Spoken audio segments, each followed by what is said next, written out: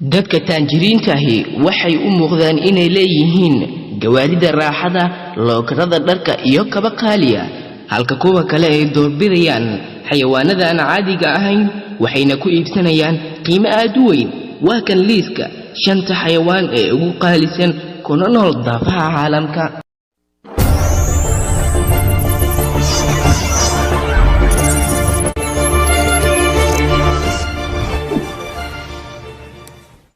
eeygi mastiff adjecti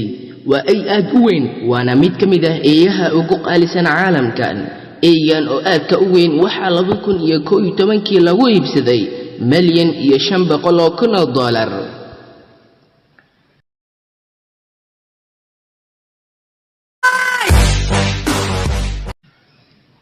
tuqsigiisa u leeyil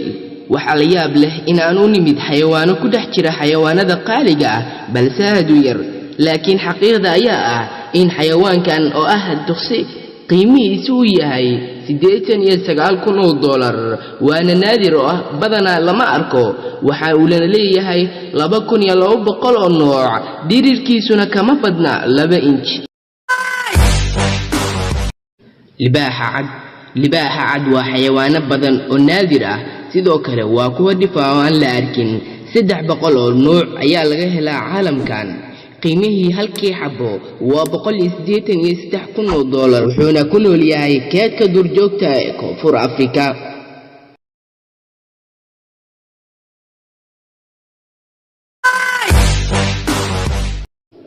lo'da Amazigh waa mid ka mid ah lo'yaha ugu qaalisan caalamka waana lo' leh midabka cadaan iyo madow waxayna ku guuleystay dhowr jeer tartanka quruxda xayawaanada caalamka waxayna noqotay xayawaanada ugu caansan caalamka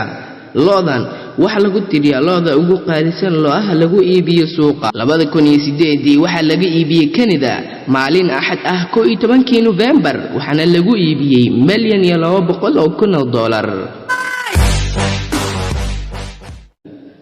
farasta green monkey waxa lagu tiriyaa mid ka mid ah fardaha ugu qaalisan caalamka bal waa xayawaanka ugu qaalisan caalamkan